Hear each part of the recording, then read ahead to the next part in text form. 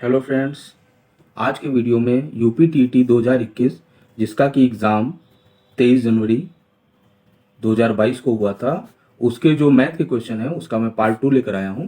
तो पार्ट 2 में मैंने कुछ क्वेश्चन कराए थे, जो बचे हुए क्वेश्चन हैं वो इस पार्ट 2 में मैंने कवर किए हैं। ठीक है, तो आइए स्टार्ट करते हैं। तो ये देखिए क्वेश्चन नंबर 1, ये क्या कह रहा है कि एक वर्ग और एक समबाहु त्रिभुज की एक भुजा उभयनिष्ठ है, यानी कि दोनों में जो एक भुजा है वो कॉमन है। तो कुछ इस तरह का फिगर बन करके तैयार होगा, ये त्रिभुज, ठीक है, और उसी के साथ में ये एक वर्ग जिसकी भुजा क्या है, अगर एक भुजा ए है तो सारी भुजा क्या है, ए है। ठीक है, तो ए का मान इसमें क्या दिया हुआ है, 4/3 सेंटीमीटर दिया हुआ है। ठीक, अब इसका क्या निकालना है, आपका परिमाप निकालना है। तो परिमाप क्या होता है, ये बाहरी जो भुजाएं हैं उनका योग। तो ऐसी बाहरी भुजाएं कितनी हैं, 1 2 3 4 5, तो टोटल 5 भुजाएं हैं। तो जो परिमाप हो जाएगा वो आपका हो जाएगा 5 गुणा ए।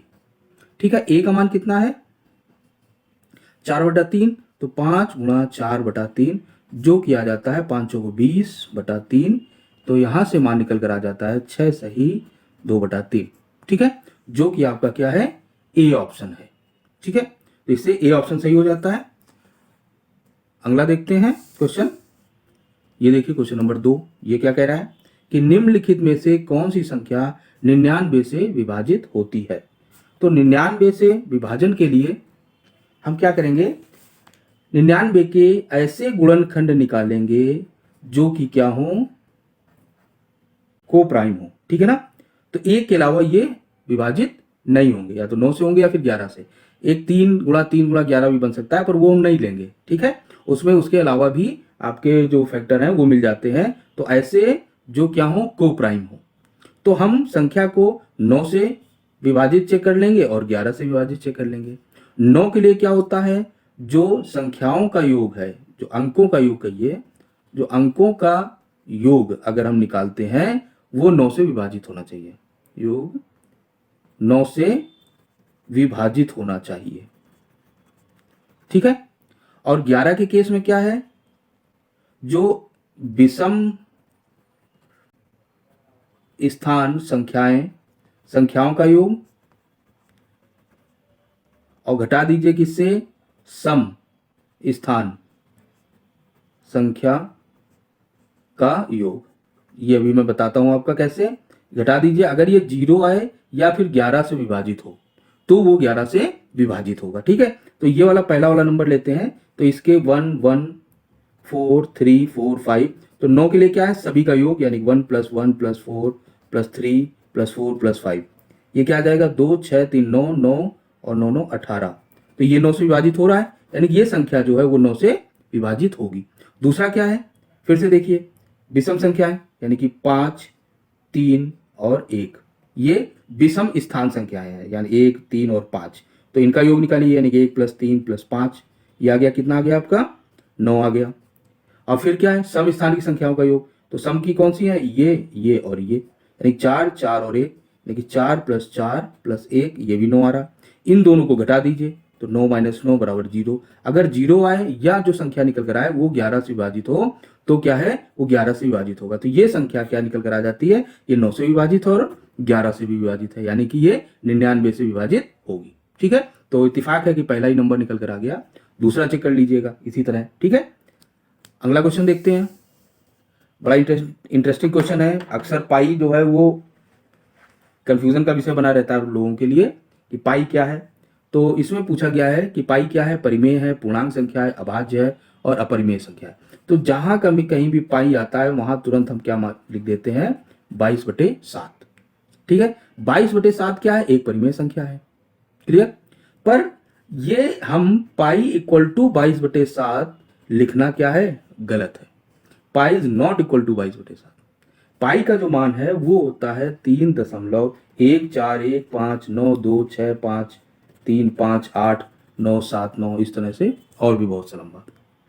ठीक है, तो ये 22/7 क्या है, इसका मान नहीं है, ये इक्वल नहीं है पाई का जो नजदीकी परिमेय संख्या है, सबसे नजदीकी जो परिमेय संख्या है वो 22/7 है।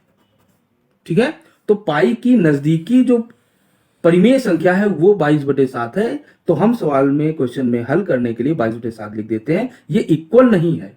ठीक है, पाई इक्वल टू 22/7 नहीं है। ये क्या है, सबसे नजदीकी संख्या है जो इसके नजदीक आती है। ठीक है ना, तो 22/7 सबसे नजदीकी प्राइम संख्या है जो कि पाई के सबसे नजदीकी प्राइम संख्या, इक्वल नहीं है। पाई नॉट इक्वल टू 22/7। ठीक है, जैसे सवाल हल करते हैं तो ग्रेविटेशनल फोर्स जी का मान हम लोग 10 लिख देते हैं हल करने में, पर वो 10 नहीं होता है। ऐसे ही यहां भी 22/7 लिखते जरूर है, पर वो 22/7 होता नहीं है। सबसे नजदीकी परिमेय संख्या है 22/7।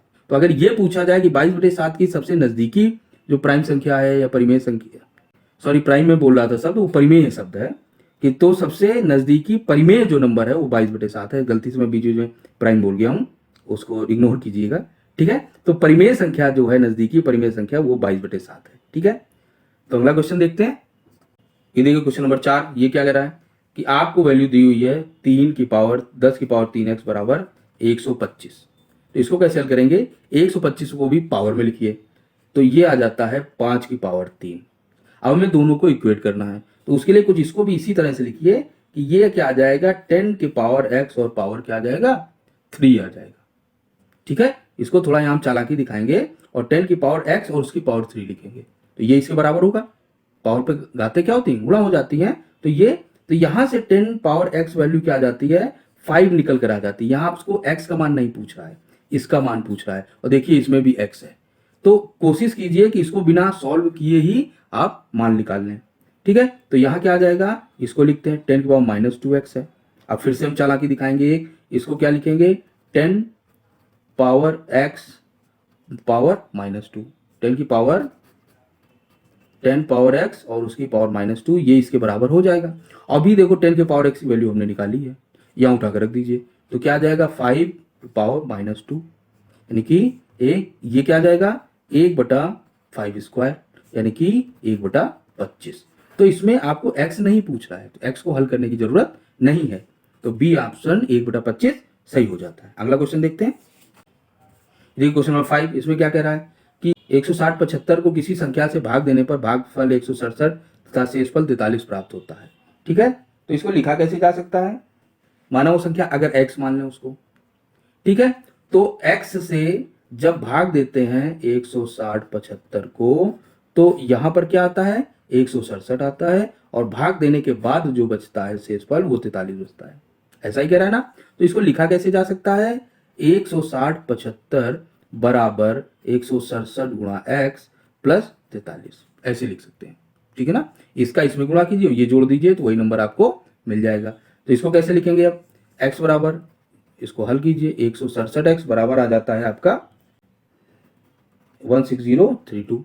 ठीक है, x का मान जो आता है 16032 डिवाइड बाई 167, जो आपका 94 निकल करके,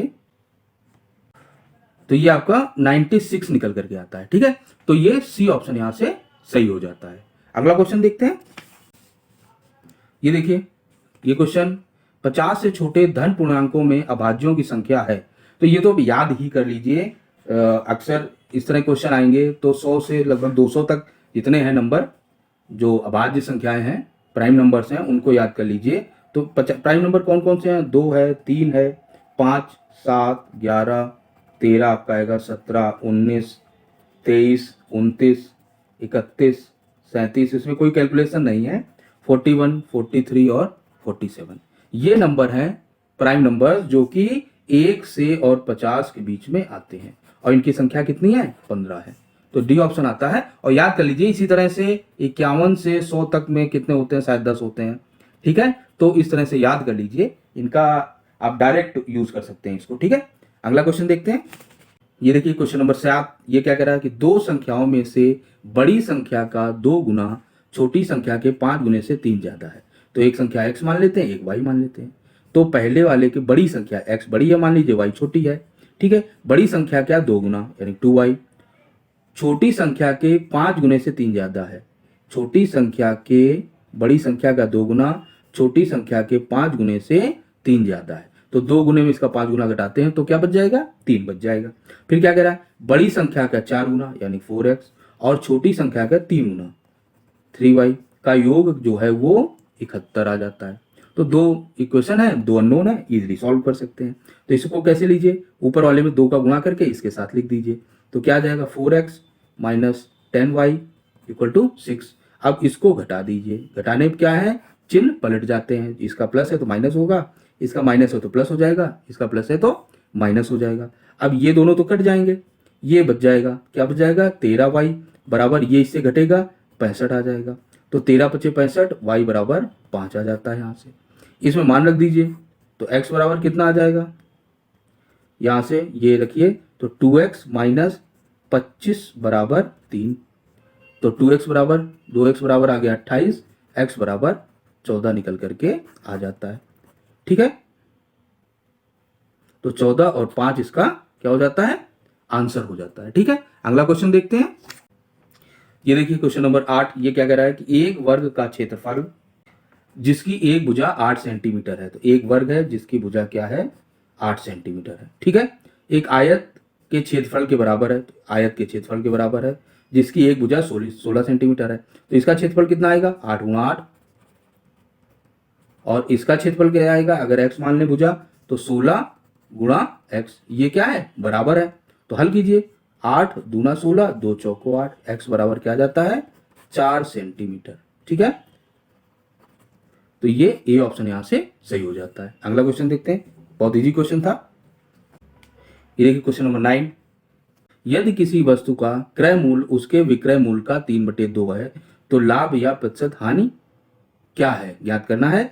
तो विक्रय मूल्य, हम विक्रय मूल्य यहां एज्यूम कर लेते हैं, विक्रय मूल्य अगर x दिया हुआ है तो क्रय मूल्य कितना हो जाएगा, x का 3/2। ठीक है ना, क्रय मूल्य क्या है, विक्रय मूल्य का x/2, तो ये हमने मान लिया। तो इसमें देखो क्रय मूल्य ज्यादा है और विक्रय मूल्य कम है, यानी कि हानि होगी इसमें।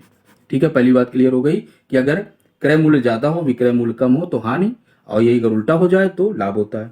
ठीक है, अब हानि कितनी हुई तो उसके लिए हानि निकाल लेते हैं। हानि बराबर हो जाती है आपका जो विक्रय मूल्य, जो क्रय मूल्य था उसमें विक्रय मूल्य घटा दीजिए, यानी 3/2x माइनस x यानी कि 1/2x, ये हानि हो जाती है। अब हानि प्रतिशत कैसे निकालते हैं, हानि प्रतिशत, इसमें प्रतिशत नहीं लिखा मैंने, भूल गए हैं, प्रतिशत निकालना है। तो हानि प्रतिशत अगर निकालेंगे तो हानि बटे क्रय मूल्य गुणा 100। ठीक है, तो हानि कितनी है, 1/2x है। आपका क्रय मूल्य कितना है, ये यानी कि 3/2x, x से x कट गया, 2 से 2 कट गया, आंसर आ गया 1/100 करना भूल गए, 1/3 गुणा 100। तो ये आ जाता है 33 सही 1/3% की क्या होती है, हानि होती है। ठीक है, तो 33 सही 1/3% की हानि है। अगला क्वेश्चन देखते हैं। ये देखिए क्वेश्चन नंबर 10, ये संख्या लिखी हुई है 12 10 12 को 12 से भाग देने पर शेषफल। तो इसको कैसे करेंगे कि संख्या लिखिए 12 10 12, इसको तोड़ दीजिए, कैसे आएगा 12, एक तो ये संख्या आ जाएगी, फिर एक आ जाएगी क्या 1000 आ जाएगी, और एक फिर 12 आ जाएगी। तो ये वाली संख्या क्या होगी, 12 से विभाजित हो जाएगी, और ये वाली संख्या भी 12 से पूरा कट जाएगी। जो बचेगा केवल वो क्या बचेगा, 1000 बचेगा। ठीक है ना, ये तीनों जोड़ेंगे तो वही 12 10 12 आ जाएगा ना। तो 1000 ऐसा नंबर है जो 12 से विभाजित नहीं होगा। तो सिंपल 12 × 96 960 तो होगा ना, तो 960 घटा दीजिए, 40 बचा। अब 40 में 12 का भाग देकर देख लीजिए, तो 40 में 12 का भाग देंगे तो 36 जाएगा, और 4 आपका क्या बच जाएगा, शेषफल बच जाएगा। ठीक है ना, तो 4 यहाँ से आंसर आ जाता है। फिर से देख लीजिए, नंबर को तोड़ करके लिखिए, ये विभाजित हो जाएगा, ये नहीं होगा, और ये हो जाएगा। तो इन दोनों को छोड़ दीजिए, 1000 को ले लीजिए। अब इसका नजदीकी जो 12 से विभाजित होता हो तो 12 × 96 960 एक ऐसे अंक होगा जो 12 से विभाजित होगा, घटा दीजिए, 40 बचा, 40 में भाग देकर देख लीजिए, ये आपका शेषफल बच जाएगा। ठीक है ना, तो शेषफल पूछ रहा है वो 4 आ चुका है। ठीक है, अगला क्वेश्चन देखते हैं। क्वेश्चन नंबर 11, ये क्या कह रहा है कि इन नंबर्स को गुणा करने में जो इकाई का अंक है वो कैसे निकलेगा। तो इकाई का अंक निकालने के लिए आप सिंपल केवल और केवल सभी संख्याओं के इकाई के अंक देखिए। तो 8 × 6 कीजिए, क्या आ जाता है 48। ठीक है, 48 में इस 4 को छोड़ दीजिए, इस 8 को लीजिए, 8 को फिर ले लिया, 9 से गुणा कर दीजिए, 9 × 8 = 72 आ गया, बराबर ही आया 72। फिर 7 को हटा दीजिए, इस 2 को ले लीजिए, और बाकी बचे हुए 2 से गुणा कर दीजिए, क्या आ गया 4। यही आपका क्या हो जाएगा, आंसर हो जाएगा। ठीक है ना। तो केवल इकाई का अंक उठाइए और जो गुणनफल आए उसके भी क्या करिए, केवल इकाई का अंक लेते जाइए और गुणा करते जाइए, जो फाइनल आएगा वही क्या हो जाएगा, आपका आंसर हो जाएगा। ठीक है, अगला क्वेश्चन देखते हैं। ये क्वेश्चन नंबर 12, इसको देखेंगे। ये क्या कह रहा है कि यदि आंकड़ों का माध्य 4.5 है, तो ये आंकड़े दिए हुए, माध्य क्या होता है, सभी का योग बटे कुल संख्याएं, जो नंबर है संख्याओं का 1 2 3 4 5 6 7 8 9 10। तो इससे क्या है, एक्स निकलेगा। 10 नंबर है, यानी कि 4.5 बराबर 5 दशमलव plus 7 plus 7 plus 8 plus x plus 5 plus 4 plus 3 plus 1 plus 2 बटा क्या आ जाएगा, 10 आ जाएगा। इसको हल करेंगे तो ये 42 प्लस एक्स बटा 10 आ जाता है। 10 को इधर ले लीजिए, तो 42 प्लस एक्स बराबर क्या आ गया, 45 आ गया। तो एक्स बराबर यहाँ से क्या आ गया, 3 आ गया। अब क्या निकालना है, माध्यक निकालने के लिए इनका इंक्रीजिंग या डिक्रीजिंग, या तो बढ़ते हुए क्रम में हो या घटते हुए क्रम में, यानी आरोही या अवरोही कोई एक क्रम होना चाहिए। तो मान लीजिए बढ़ते हुए क्रम में लिख लेते हैं। तो सबसे छोटा नंबर क्या है, 1, ये लिखा हमने। फिर क्या है 2, 2 लिख दिया। फिर क्या है 3, 3 2 बार एक और 3 आ चुका है, एक्स भी 3 बन चुका है, तो एक्स भी गया और ये 3 गया। अब 4 केवल एक बार है, ठीक है ना। 5 जो है वो 2 बार है, तो 5 लिखिए। फिर 7 भी आपका 2 बार है, और फिर 8 है। संख्याएं 10 हैं, तो जो माध्यक हो जाएगा वो क्या है, इन दोनों के बीच में आएगा कहीं। तो माध्यक निकालने के लिए क्या करते हैं, 4 + 5 डिवाइड बाई 2 यानी कि 4.5, ये क्या आ जाता है, आंसर आ जाता है। ठीक है ना। तो माध्यक के लिए संख्याओं का क्रम में लिखा होना जरूरी है। ठीक है, जबकि माध्य में ऐसा नहीं है, उसमें बस योग निकालना है और भाग दे देना है। ठीक है, अगला क्वेश्चन देखते हैं। ये क्वेश्चन देखिए, इसमें क्या कह रहा है कि एक त्रिभुज ABC दिया हुआ है, दूसरा त्रिभुज DEF दिया हुआ है, और इसमें से पूछ रहा है कि DF का क्षेत्रफल और ABC के क्षेत्रफल में क्या रिलेशन है। तो इसमें कोई डिटेल नहीं दी हुई है कि कौन सा क्या एंगल है। तो हम क्या करते हैं, एक सरल त्रिभुज बना लेते हैं। अगर इसके लिए सही होगा तो निश्चित है किसी और के लिए भी सही होगा जब एंगल नहीं दिए हुए हैं। ठीक है ना, जब कोण वगैरह नहीं दिए हुए हैं। तो इसका वैसे तो ये जो है ये सब बराबर हो जाते हैं, अगर समबाहु त्रिभुज भी मान लेते हैं तो इसको तब भी निकाला जा सकता है। ये एक यहाँ बनेगा, 2 3 और 4, यानी कि DEF का जो ABC है वो 4 गुना होता है। ठीक है, तो ये बी ऑप्शन आएगा। एक और छोटा सा एक्सप्लेन करने के लिए मैं एग्जांपल ले लेता हूं। एक ऐसा त्रिभुज बनाइए जो कि क्या है, राइट एंगल है। ठीक है, 3 4 और 5 ये तो आपने पढ़ा ही है कि इसमें ये क्या है, 90 डिग्री बन जाता है। 3 4 और 5 ले लें तो इनके सेंटर ले लीजिए, ये सेंटर हमने ले लिए। ठीक, अब सेंटर को मिलाते हुए एक त्रिभुज और बना दीजिए। वो भी कैसा त्रिभुज होगा, राइट एंगल ही होगा। इसकी ये वाली भुजा 1.5 होगी, ये वाली भुजा 2 होगी, और ये वाली भुजा क्या होगी, इसकी आधी होगी, 2.5 हो जाएगी, ये 2.5 आ जाएगी। ठीक है, अब अगर हम एरिया निकालते हैं तो बड़े वाले का एरिया निकालें तो हाफ लंब गुणे आधार यानी कि 3 गुणे 4, तो ये क्या आ जाता है, 6 आ जाता है। ये कटेगा 2 2 3 गुणे 6। और इसका अगर निकालें तो आधा हाफ इंटू लंब गुणे आधार यानी कि 1.5 इंटू 2, तो ये आ जाता है आपका 3/2। तो इसको अगर रेशियो निकालें तो ये कितना है, 6/4, यानी कि इसका ये क्या होता है, 1/4। ठीक है, तो यहां से भी क्लियर हो रहा है और यहां से भी। ठीक है, तो किसी भी तरह से अगर कुछ डिटेल नहीं दी हुई है मान लीजिए, तो इस तरह से जूम करके भी आप आंसर निकाल सकते हैं। ठीक है, अगला क्वेश्चन देखते हैं। ये देखिए क्वेश्चन नंबर 14, ये क्या है, यदि किसी दिए गए आंकड़े का समांतर माध्य A और ज्यामितीय माध्य G और हरात्मक माध्य H दिया हुआ है, तो अगर मान लीजिए 2A और B 2 नंबर हैं, तो जो A हो जाएगा वो हो जाएगा A + B बटा 2 हो जाएगा। ठीक है, और जो G हो जाएगा वो क्या हो जाएगा, √AB हो जाएगा। ठीक है, और जो H हो जाएगा वो हो जाएगा 2AB/A + B। वैसे इसका प्रूफ भी है, थोड़ा लेंदी है। जो इसमें होता क्या है, A > G और > H होता है। ठीक है, याद भी रख सकते हैं।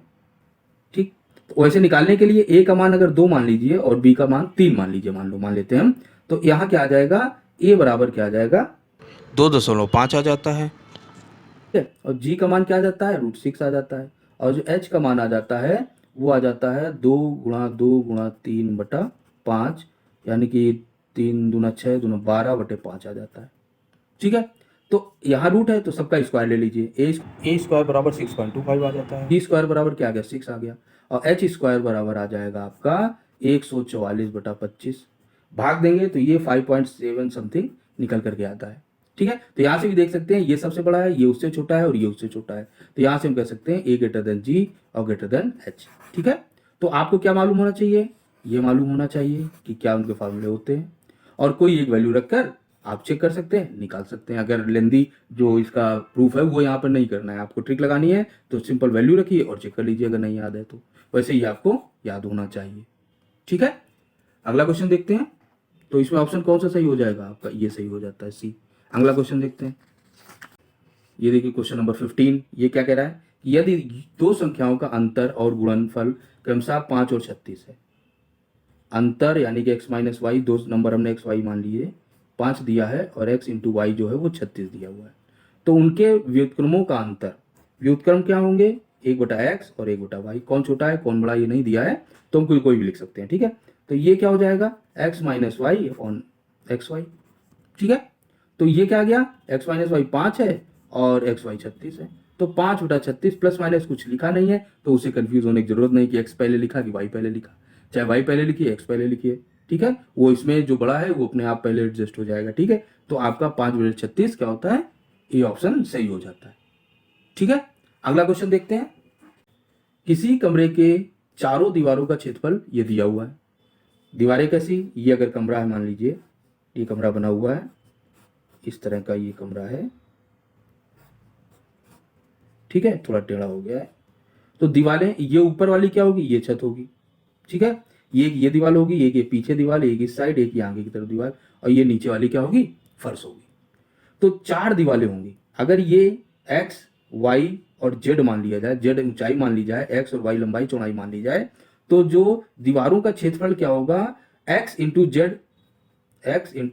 जेड, ये पीछे वाली दीवार का हो जाएगा, प्लस x इंटू जेड इधर आगे वाली दीवार का हो जाएगा, प्लस y इंटू जेड क्या होगा, इस साइड की दीवार का हो जाएगा, प्लस y इंटू जेड इधर वाली दीवार का हो जाएगा। तो 4 दीवारें होंगी, चारों दीवारें को हमने लिख दिया। ये कितना दिया हुआ है, 660 दिया हुआ है। जेड कॉमन ले लीजिए, जेड कॉमन लेंगे तो 2x प्लस 2y बराबर 660 दिया हुआ है। जेड जो कि हाइट है वो 11 मीटर दी हुई है, वैल्यू रख दीजिए, तो यहाँ से 2x प्लस 2y बराबर 660/11 आ जाता है, जो कि 60 है, यानी कि x प्लस वाई बराबर आ जाता है 30। एक वैल्यू, एक इक्वेशन बन गई है। अब क्या कह रहा है कि लंबाई उसकी चौड़ाई की 2 गुनी है, यानी कि x जो है वो 2y है, लंबाई x अगर मान लें तो वो 2 गुनी है, यानी कि यहाँ पर वैल्यू रख दें तो इसको रखेंगे तो क्या बन जाएगा, 2y plus Y equal to 30, तो y बराबर आ जाता है आपका 10। यहाँ से अगर y 10 है तो x इसका 2 गुना है, तो x भी निकल कर आ जाता है 20। तो x और y की वैल्यू आ गई। आप पूछ क्या रहा है, तो छत का क्षेत्रफल, छत क्या है, लंबाई गुणा चौड़ाई, यानी कि अगर छत का क्षेत्रफल निकालेंगे तो 10 गुणा 20 हो जाएगी, बराबर 200 मीटर स्क्वायर। ठीक, तो आपका ये ए ऑप्शन यहाँ से सही हो जाता है। तो इन दोनों वीडियो में मैंने आपको सारे क्वेश्चन कराए हैं जो कि 2021 यूपीटीटी जिसका एग्जाम 23 जनवरी 2022 को हुआ था, तो सारे क्वेश्चन इसमें हमने कवर कर लिए हैं। आपने देखा होगा जितने भी क्वेश्चन थे वो ज़्यादातर कैसे थे, प्रैक्टिस बेस्ड थे। अगर आपने प्रैक्टिस अच्छे से कर रखी है तो बहुत ईजी है क्वेश्चन, तुरंत के तुरंत हो जाते हैं, बहुत कम समय लगता है। ठीक है ना, तो इनको क्या करना है, पूरे क्वेश्चन आपको हल करने नहीं होते हैं, केवल ट्रिक आजमानी होती है। ठीक है ना, अगर नहीं लेंदी जा रहा है तो वैल्यू रख के देख लीजिए, आपको केवल उसका आंसर चाहिए, एक आंसर। ठीक है, तो अगर वीडियो अच्छा लगा है तो वीडियो को लाइक कीजिए, दोस्तों के साथ शेयर कीजिए, चैनल को सब्सक्राइब नहीं किया है इसको सब्सक्राइब कर लीजिए। मिलते हैं अगले वीडियो में, तब तक के लिए नमस्कार।